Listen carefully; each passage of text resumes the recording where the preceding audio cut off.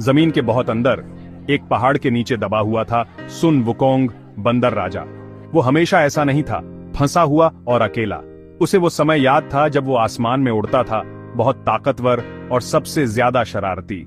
उसने देवताओं को चुनौती दी थी, स्वर्ग को ललकारा था और अपना नाम दुनिया में बनाया था।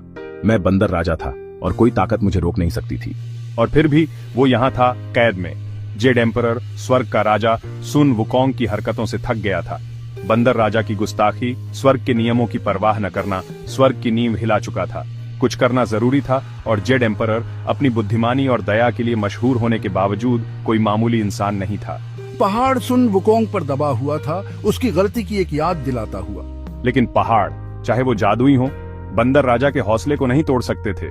वो पत्थर और मिट्टी का नहीं था, वो आग और इच्छा शक्ति का बना था। वो नहीं टूटेगा जब तक उसके अंदर बगावत की एक चिंगारी भी बाकी है। मैं आजाद हो जाऊंगा।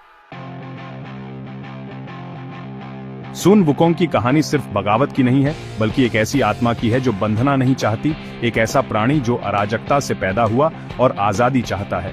वो बंदर राजा था, एक पत्थर के दिल से बना जिसे स्वर्ग ने चुना था। वो पत्थर से निकला था, बहुत ताकतवर, ज्ञान की प्यास और आंखों में शरारत लिए हुए। मैंने उड़ना सीखा। मेरी हंसी स्वर्ग में गूंजती थी जब मैं बादलों में कलाबाजी करता था। उसने सबसे बड़े गुरुओं से ट्रेनिंग ली और उन सबको हैरान कर देने वाली तेजी से पीछे छोड़ दिया। उसने दुनिया के कोने कोने घूमे, उसका नाम लोग डर और सम्मान से लेते थे। देवता पहले उसकी हरकतों से खुश होते थे, लेकिन जल्द ही उन्हें चुनौती मिलने लगी। उसकी ताकत अद्भुत थी, उसकी बुद्धि किसी भी तलवार से तेज। मैंने उनके नियमों का मजाक उड़ाया, उनके रीति रिवाजों में खलल डाला और उनके खजाने चुराए, सब एक शरारती मुस्कान और आंखों में चमक के साथ। वो कुदरत का करिश्मा था और उसकी बगावत भले ही शरारत से शुरू हुई हो, स्वर्ग को हिलाकर रख दिया। उसने उनके नियमों, उनके पदों, उनकी ताकत की परिभाषा से बंधने से इनकार कर दिया। मैं खुद को परिभाषित करूंगा, मैं अपना रास्ता खुद बनाऊंगा। मैं सुन वुकोंग हूं, बंदर राजा, और मुझे कोई नहीं रोक सकता। सुन वुकोंग के कारनामों की खबर जेड एम्परर, स्वर्ग के राजा, तक पहुंची।